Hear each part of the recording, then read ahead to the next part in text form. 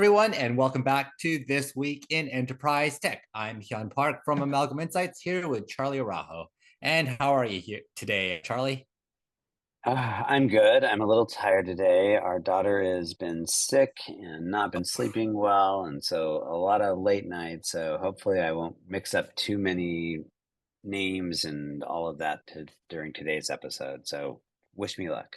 Yeah, How no about you? worries. And meanwhile, we're recording this on St. Patrick's Day, which is known in Boston as Evacuation Day and treated as an actual holiday. So I'm used to treating this day as one where people are day drinking and parading through the streets, back in Who knows what Boston. I'm drinking right now? And you got your green cup, so at least you've got that.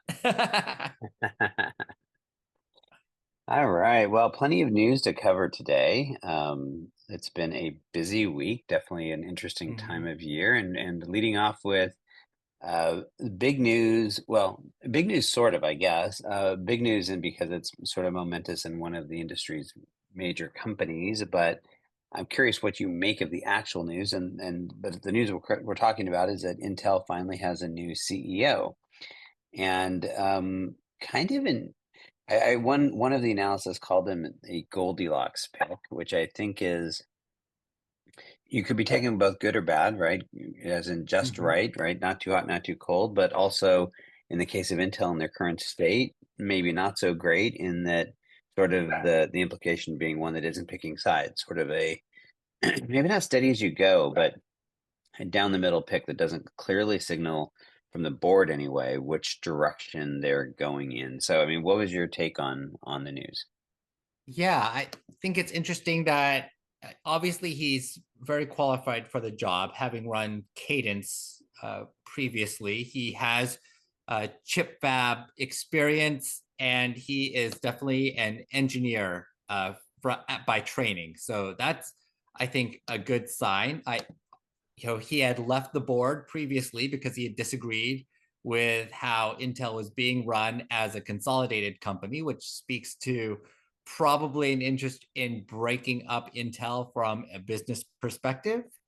I also thought there was a take on this by, I think it was, um, I want to say either the new stack or the next platform, saying um, that perhaps he is going to be Intel's last CEO, which I thought was an interesting take on this. That Intel, the one of the great American technology companies, is possibly on its last legs as an independent company.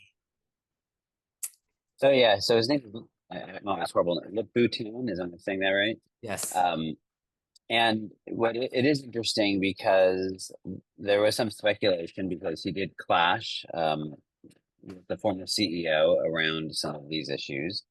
Um, that that he would be inclined to break that, but he seemed to make some early signals that would indicate that that wasn't the intent. I think he actually came out and said that wasn't the intent to break it up. So I think it's really interesting, and I think the street seems to be reacting positively. The stock is up like 10%, so that's interesting. And I think some steady leadership is always welcomed.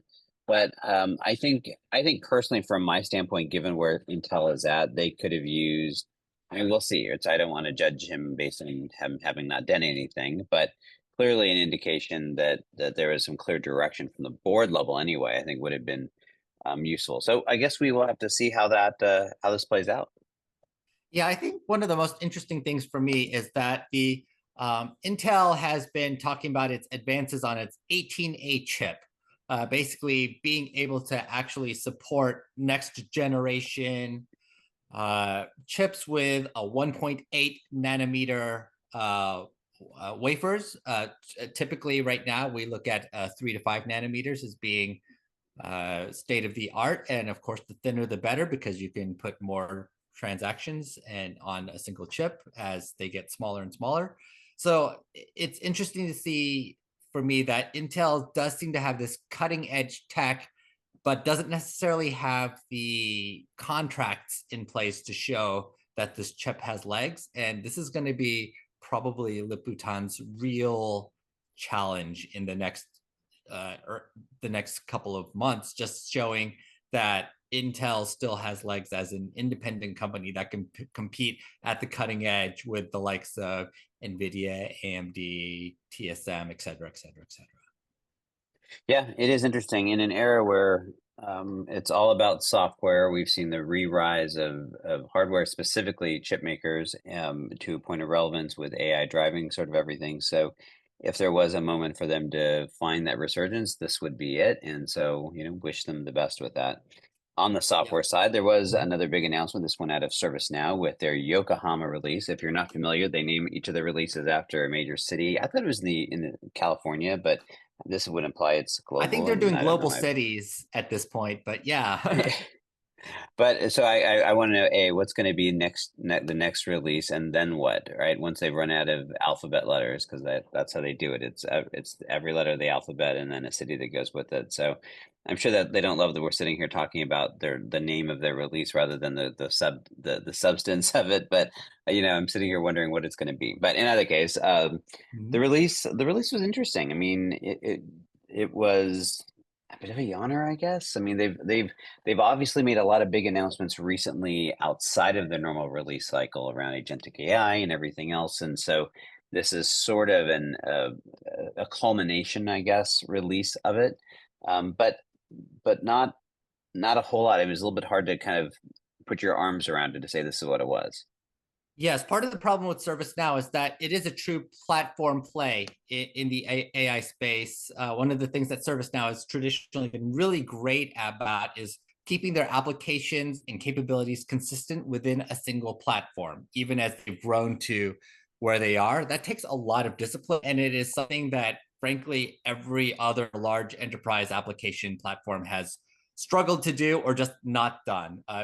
If you look at something like SAP or Oracle behind the scenes, it is a mishmash of spaghetti integrations, frankly, because they've had to integrate and acquire so many applications throughout the years. But I do think it's really interesting that ServiceNow has been really talking about embedding AI, and then talking about the number of agents that they are able to provide to clients. But because they're trying to be everything to everyone at once, it's a little hard to figure out exactly what the Yokohama release is, honestly. Like when you look at the release, see there's things about the AI agent studio being in production, the common services data model, because data is an important aspect of AI, as we're going to be talking about throughout this show today. And of course, being able to have greater observability and greater orchestration across agents is important. And now is at least providing lip service around the IT aspects of managing agents. So ServiceNow is definitely covering its bases when it talks to the basic operations of managing agents, but it's a little difficult to tell, frankly, from the press release and the release notes of Yokohama, what makes ServiceNow different in the agent space right now. Yeah, well, I do think I think part of the challenge is, of course, that they have announced a lot of this was just stuff going into production that they'd already announced, and so maybe that's part of what it is.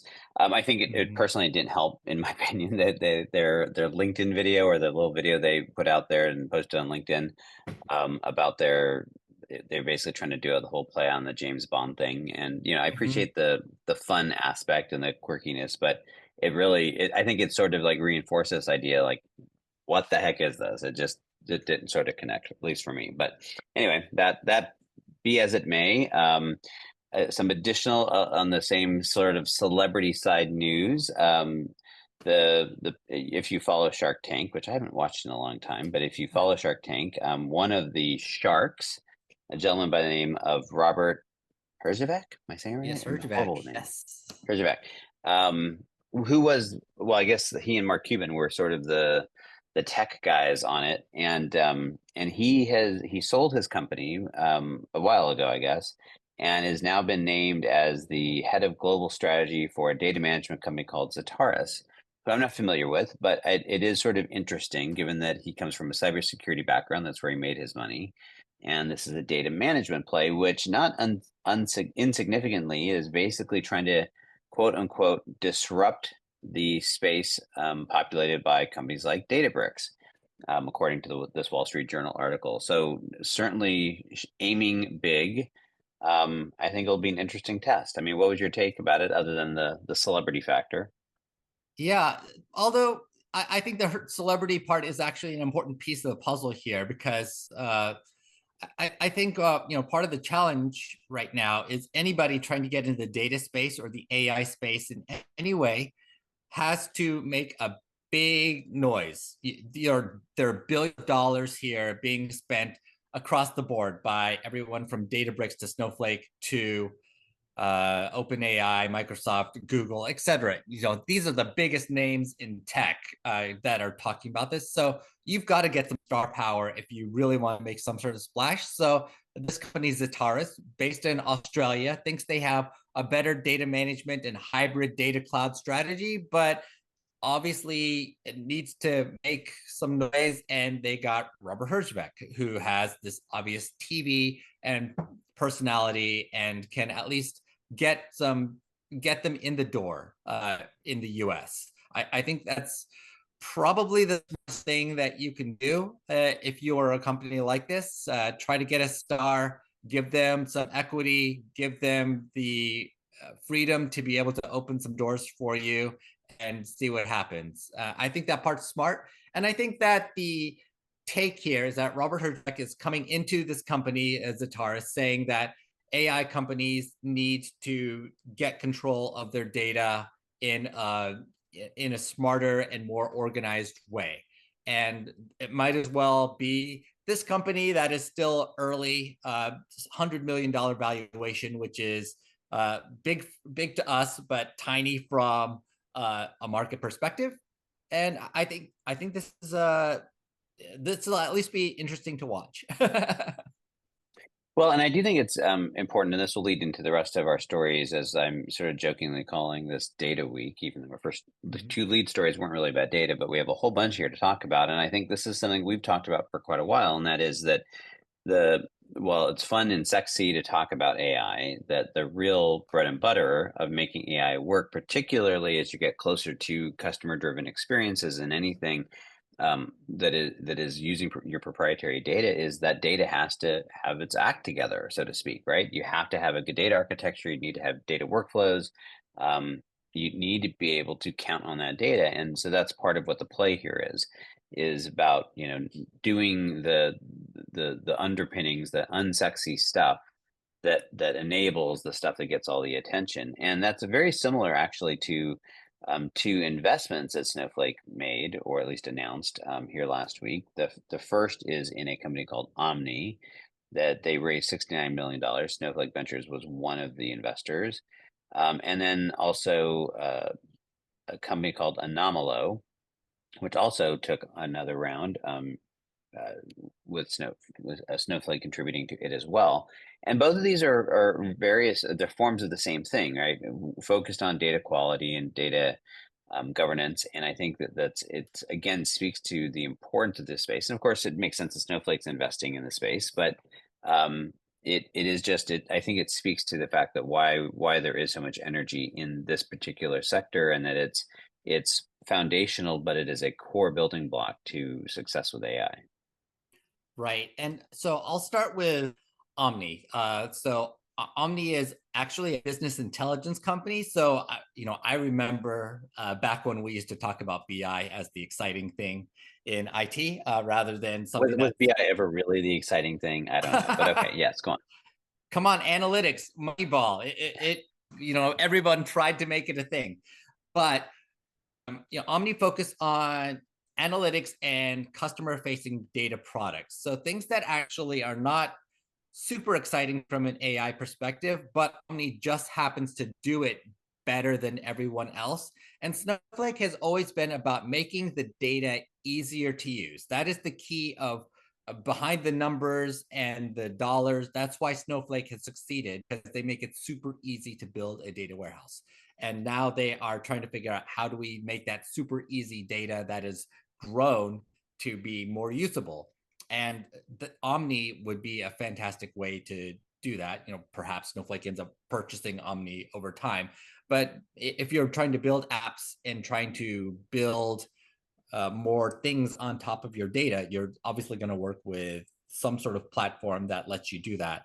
And I think that's the opportunity there.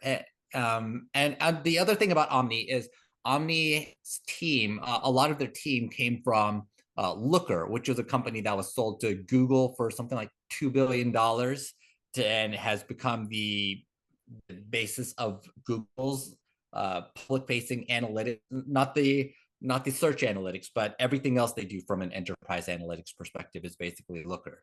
So they've got that DNA of understanding enterprise analytics. And what's your take on the other investment? Yeah, the other one, Anomalo is interesting for a slightly different reason that they are a little bit closer to the AI side. They use machine learning and AI to detect data issues. So they are more deeply into the data quality and data governance pieces of the puzzle. And this is a relatively small investment, I would say, in that it's not a $1 billion investment, and Anomalo doesn't need $1 billion to make monitoring and data quality headways.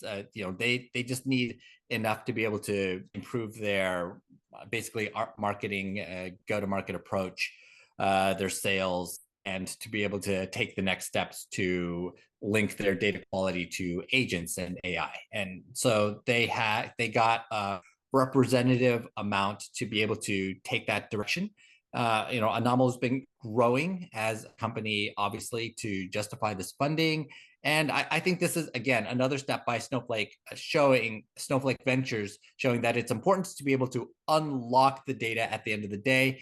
On average, companies that have data in place as a gold record still only have 60 to 70% of the data that is clean enough to be able to use on a production basis. And Snowflake knows that getting that final 30 to 40% ready for AI agents and other smart use cases is going to take some significant work, and the toolkit to get there still is not completely mature.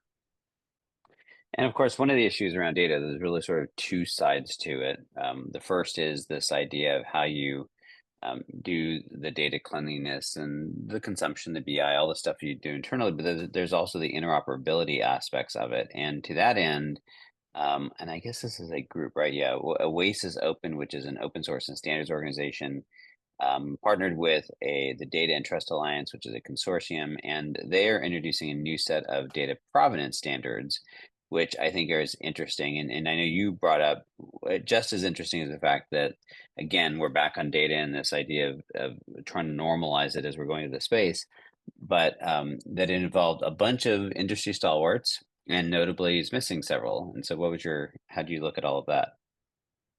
Yeah, so first of all, this idea of bringing a data provenance standards to data used for AI. I find it amazing, first of all, that we're still doing data standards in 2025. If you, it feels like we've been talking about data standards. And what can you do possibly that is new around data standards at this Make it work at this point? Yes, I know. Like, what can you do to add more to data transparency, more to data trust, more to data lineage? But be that as it may, it's really obvious that AI does struggle with this. So we've got both Oasis Open, which is a standards organization, and then the Data and Trust Alliance, which is a separate alliance of companies that have been working on AI readiness. And these organizations that are related have come together to create this data provenance standard where Cisco, IBM, Microsoft, and Intel, and Red Hat, which is IBM, of course, taking the lead on this. I find it interesting that although these are obviously big enterprise data standards, standard companies, that we are leaving out the likes of Oracle, SAP, Google. There's some Amazon, a lot of big companies here that are also IT, data, and AI stalwarts that are not being included in this. And I wonder how much that matters. This feels like at first glance organization of mainframe-ish companies that are trying to come together to bring the legacy world together, but not necessarily having great connections to the enterprise application platforms. Yeah, it will be interesting. I mean, I think I always have such mixed feelings about these sorts of things because I think on the one hand they're good, but they also are a game of timing, because if it's too early, then the vendors really aren't ready. And in this case, as you are pointing out, these are older vendors, and so then the question is, well, do they have enough relevance in the space to actually drive this home? And that's the big question mark. Even though these are large companies, do they represent the old guard versus the vanguard, and is that going to cause an issue with this? What I think is clear, the mere fact that they're attempting to do this, backed up by all these other announcements we just talked about, is that I think that what it's pointing to is this issue of data across the board, of getting your data in order across the board, is just becoming an issue that's sort of frothing and bubbling to the top of all of this, that organizations have got to figure out how to get their head around it, and they're going to need some help. And I think part of the reason is for there's another announcement around standards that came out this week, not about data, but sort of related, because it's about what's going to be using that data. And this is a open framework for building AI agents, and it's a consortium of companies, including Cisco. Again, they've been busy. LangChain and Galileo, with participation by Llama Index and Glean. And they're creating what they're calling AGNTCY, and they're calling themselves an open source collective. And it's sort of, I mean, what it strikes me, I think they even say this in here, it strikes me as sort of similar to the establishment of the TCP/IP standard, right? This idea of a standard protocol that allowed the interoperability and connections. TCP/IP, of course, was in networks, but here they're trying to do this with agents, with the fundamental premise being that it allows agents to have this sort of universal standardized framework to collaborate and interact, even if they're operating at different levels of the stack and being developed and deployed by different companies. And I think it's going to be interesting, right? As you know, an organization that is currently going down this road, we're of course doing everything via API, and which is the way everyone is doing it right now, right? That's really the only way. That's our level of interoperability, and so it'll be interesting to see if this is compelling enough to drive it. What I think is notable is that there are several other frameworks out there for agentic modeling, and you know, LangChain's the only one on here, and so you know that's going to be a question mark, right? Where are the other players, and how are they going to be successful in getting this up? But I think, and you know, we talked about Outshift by Cisco, who had made some noise about this earlier, right? Right. And I think they have a vested interest in seeing some of this. I think in the end, this is an example of something that's eventually going to hit. But the question here is, again, one of timing. Are we too early? Are we just not there yet? And so I don't know what your take, or did you read anything into it?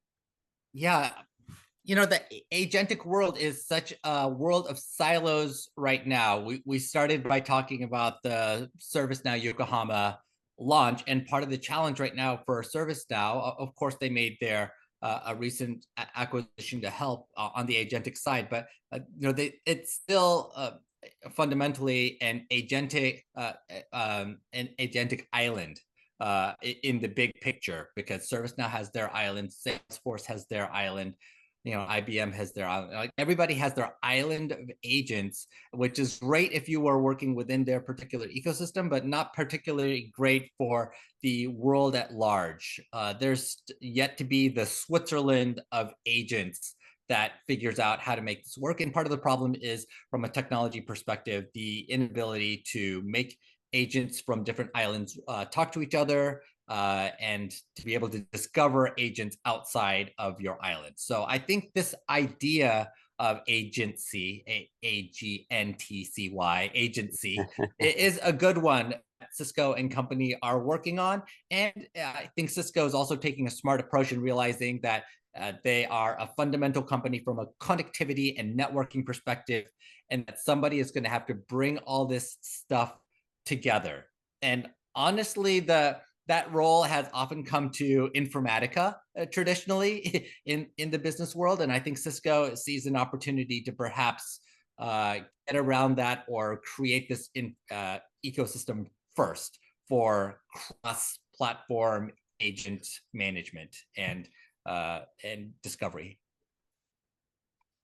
Yeah, so we'll be watching to see how that develops and if it takes root. I think, we've talked about several of these over the last year, I would say, and I would say none of them have really caught fire. So I guess we'll Mhm. see. But I think, we talked about this just last week, where there's definitely bubbling interest within the enterprise to try to figure out how to manage all of this. And I do think, like ServiceNow is one of their things when they made their announcement is trying to be the control tower, and Salesforce has done something similar.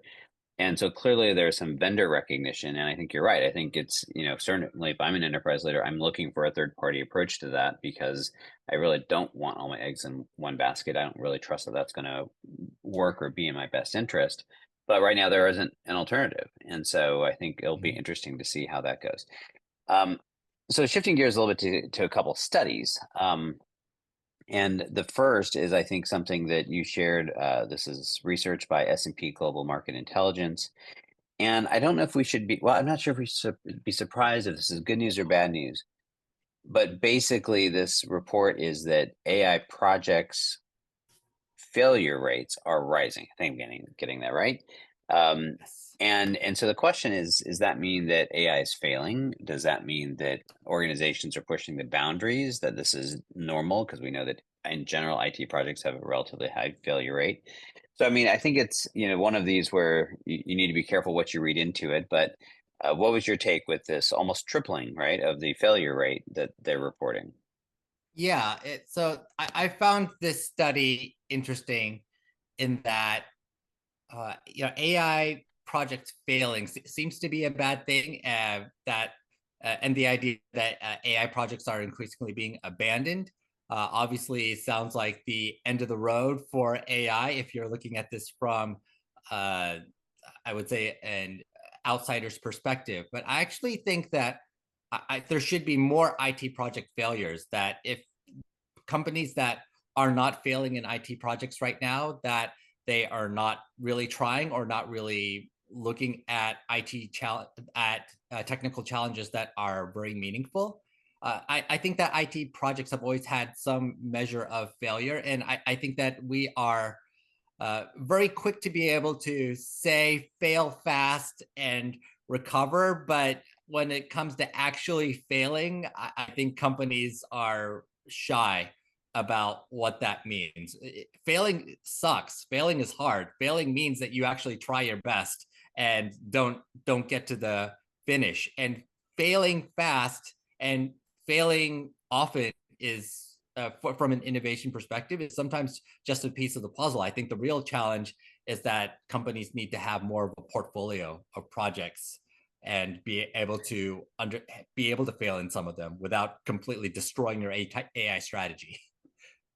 Yeah, I mean, the part that I think is interesting and challenging around this is the specific wording is that the percentage of companies abandoning their AI initiatives, right? Mm-hmm. That's the specific language. And that's, that's a strong term, right? Abandoning, right? It means like I throw up my arms and say I give up. And so I'm not sure if that's just a choice in art of of what the word they're using or what, but what I thought was most interesting is they cited three reasons that these projects have been abandoned. One is cost, the second is data Mm-hmm. privacy, and the third is security risks.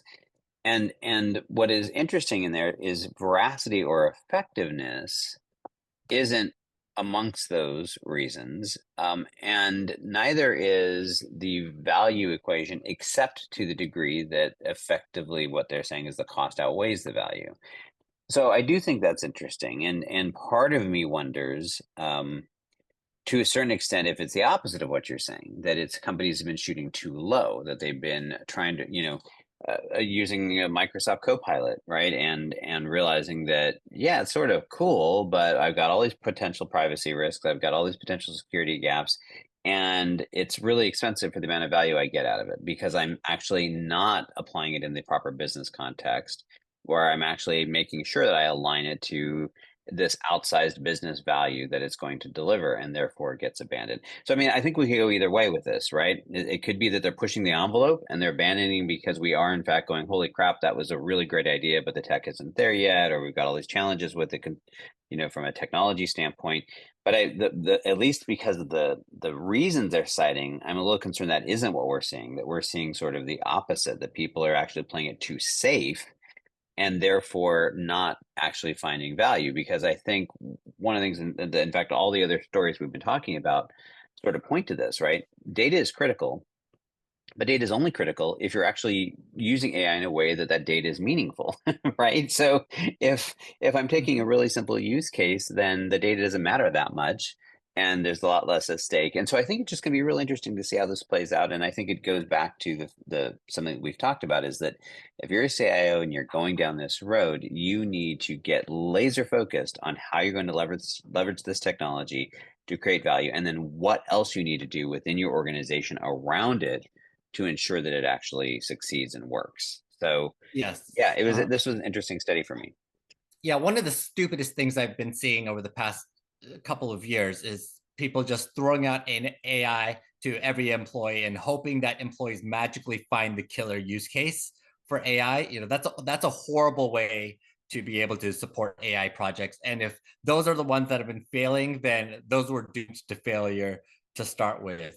Businesses just need to have a smarter way to be able to think about AI. But I also think that there's also been this focus in AI around simply finding productivity. And productivity can sometimes mean hoping that you can throw out agents or developers and just replace them completely with agents and AI, technical agents, AI agents and AI. And I don't think that's a good strategy as of yet. I think AI works a lot better as a business partner at this point, something that does somewhere between 20 and 80% of the work and then requires some human oversight, or vice versa. It provides 80% of the work to a human and the human cleans up the 20% that's hard. That's the real use case that has been providing more value over the past year. And I can see how companies taking the wrong approach to AI would now be failing.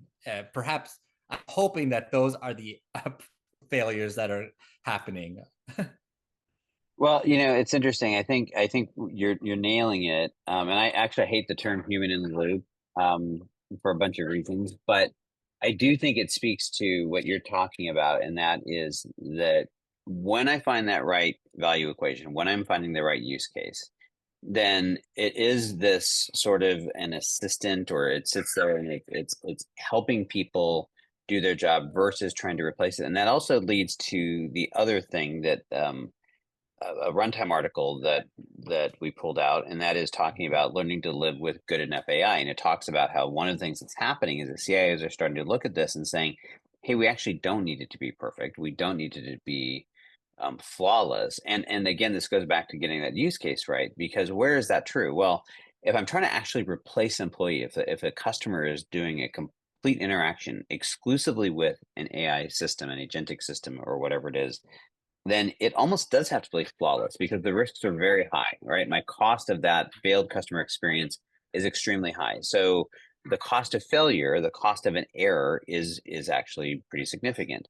But if I do have that human in the loop, if the AI is being predominantly consumed by an employee who's using it to make their job more effective, well, I've got a lot more tolerance, right? Because that human is the person that we're expecting to actually not just take whatever the AI spits out at face value, and actually is applying some judgment to it and is using their expertise, the things that we pay them for to begin with, to figure out where this makes sense. And I think what is interesting is when you get that alignment, and this is sort of what this article in Runtime is talking about, and Tom Krazit always does a great job of sort of framing these, is that when you get that right, you start to realize that it doesn't have to be perfect. And now suddenly you can create that allowance for the fact that for the foreseeable future, Gen AI is going to continue to have some of these challenges with hallucinations or errant data, that you can now create a way to handle that because the human is the one that's processing it. And so I think it's an interesting kind of framing of how to look at it. Yes, and providing a little bit of context that is that Tom Krazit was commentating on a panel at the recent Human X conference, which was, of course, focused on the role of AI in the business world, as every conference seems to be now. But this idea that AI is always going to, that generative AI and related probabilistic AI tools are always going to make mistakes, as inevitably as you provide them with questions that don't necessarily have deterministic answers. I think that's actually fine. It's just a different way of thinking. We are making agents think more like people. And sometimes what you're looking for when you're talking to people or other voices or other viewpoints is a counter argument or something that is not fitting with your status quo expectations. And sometimes that ends up being wrong. But that doesn't necessarily mean that simply providing that perspective is bad. It just means that it needs to be expected, and you have to have an idea of what to do with the wrong feedback that you end up getting from something like an agent or a generative AI bot. Yeah, and I do think what is interesting is that also, I think, puts you down this road where you, if you take that approach, and this is, I think, where it's wrong-headed with a lot of the approaches with agentic AI right now, where it's like, oh, how can I use this to replace a customer service agent or a help desk agent or what have you? Which may be where this ends up. But by starting there, what you're doing is you're perpetuating the existing business models and the existing approaches, and simply saying, how can I use AI to do the same thing but better, faster, and cheaper, whatever. What I think is interesting is when you start and end this starting point by saying, hey, we're going to start with the assumption that AI is not always right, but it can still provide a whole bunch of value. How do I then apply it? How do I use that? And then how does that change the way I actually architect my business models and architect my workflows? And so there's an interesting news. We'll wrap up with some more news, and this one by a longtime CRM and really a BPM player called Creatio, and they're launching what they are calling the first. I'm sure there'll be some people arguing with this, but they're calling the first AI native platform with agentic digital talent built in. There you go. The marketing people definitely got a hold of that one, but it is interesting because they are effectively. I'm going to bring up both these because I think they're related. They're effectively claiming to be reinventing CRM in this sort of AI first perspective, and the biggest thing they're doing is they're replacing the primary interface of the CRM with a chat window, right? And so you're using this agentic front end with this idea of just asking its platform what it is that you want. And I want to tee both these up for you and get your reaction to it. The other, and these are both from VentureBeat. Another article was talking about, I think it's a VC guy, but basically that they had done a really poor job historically using CRM that just didn't really fit. They did everything via email and spreadsheets, and that they had this sort of brilliant idea of simply taking all of that data and dumping it into Google's Notebook LM, which is basically just a big giant LLM type repository, and effectively using all of that unstructured data as a data store and created a CRM, so to speak, not in the traditional way with a screen, but in the sense that they could then go in and ask effectively what Creatio is sort of trying to do using a structured approach. They could simply go in and say, hey, we're, for this deal, give me the background, right? And it was mining all of the emails that went back and forth, all of that, and basically compiling this without anyone ever having an input screen. It was just the normal day-to-day interactions. And so I think what to me both of these are indicative of is the opportunity to re-envision entire business processes and business models, and the threat that it represents to traditional systems of record and the differing of views or approaches, because Creatio here is approaching it very much from we're still going to have a structured model underneath the covers, but we're going to create this approach on top that allows you to interact from an AI perspective. So anyway, it was just really fascinating. We've talked a little bit about some of this in the past. What's your take on it, or how did you react to any of this? Yeah, I really was interested in this Creatio announcement because it fundamentally takes a different data approach to CRM. I feel like Obviously, the likes of Salesforce, Oracle's SAP defined CRM back in the day. We've seen a little bit of transformation in the CRM space by companies like HubSpot that made CRM cheaper and had a little bit more alignment with marketing automation. But the actual process of simply using customer interactions and human notes and then being able to actually take the next step from a CRM perspective with a native approach is still relatively novel. The existing CRM players want to do this by creating agents and creating kind of this middleware approach. And Creatio's saying, no, we're just going to have that data lake that everybody's been hyping over the past 5 to 10 years, and we're just going to pull directly from that data lake, and we are just going to do the CRM tasks. We're going to get rid of this whole data entry nonsense that every salesperson ever in history has hated to do. and I feel like really Google has taken a similar note with Notebook LM, which is probably the best product they've brought out in years. And I'm hoping that Google, yeah. And I'm hoping that Google takes the hint and productizes that more. Well, and this wasn't Google that did it. This was just somebody using Google or Notebook LM to achieve this. But what I do think it's interesting from two standpoints. One is Satya Nadella was talking about this a while ago about that. Is this a threat to, in general, not just CRM systems of record? And I think the answer is it is. Because to your point, we all hate this idea of having to enter data into these systems. What I think is the big open question mark to me, and these two examples are sort of bringing this out, is can you go fully unstructured? Are the systems capable enough? Can you trust it if there's literally no structure? If we're just randomly typing emails, recording conversations, and dumping it into this data, this unstructured data store, and then letting AI sort through it and hoping it gets it right.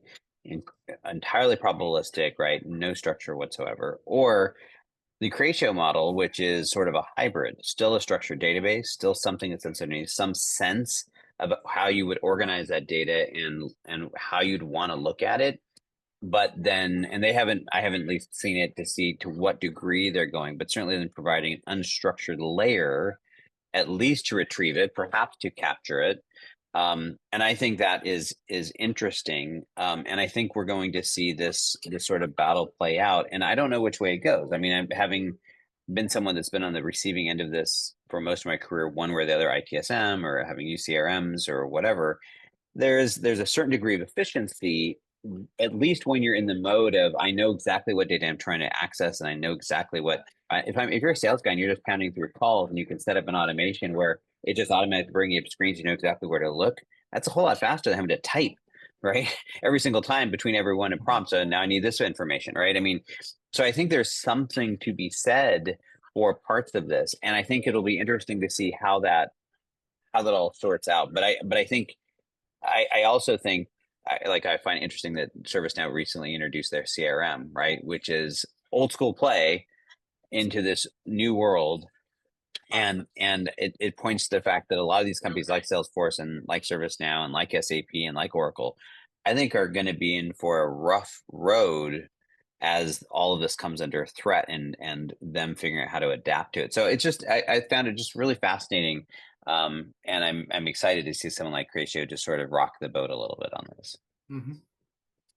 Absolutely. I also think that, this speaks to how generative AI is truly transformational. And although there's a lot of hype around what makes this useful, I think the practical aspect of this is that we have created this 40-year kind of market of generation of enterprise apps built around the structured database, the Oracle-based world of simply putting data entry into the right cell and then pulling it out into this arbitrary table or arbitrary dashboard. And that arbitrariness is going away and becoming replaced with business focused and task focused and context-focused views for right now that can always be created whenever you need them. That's the future. That's the real productivity opportunity here. Well said. Well said. All right. Well, we're going to wrap up as we always do with something a little bit lighter, and we're not going to talk about Elon Musk for a change. And in fact, I think we're going to wrap it up with just being sort of fanboys. So, someone that we talk about on this show a lot is a gentleman by the name of Rex Woodbury, who has he'd been chronicling on his Substack the fact that he was launching a venture capital firm called Daybreak, and but he just always had really interesting, good takes. We've talked about him several times on the show. Well, he's unveiled his first fund, a $33 million fund, and is trying to really stake his claim out there. And I think he's sort of talked about disruption, a little bit of at the vanguard of the VC community, I think, in terms of how he's trying to approach it, including with having this Substack that has a large following and people like us reading it. And, I think he's providing a very interesting take on the market. So yeah, we're excited for him to see him do this.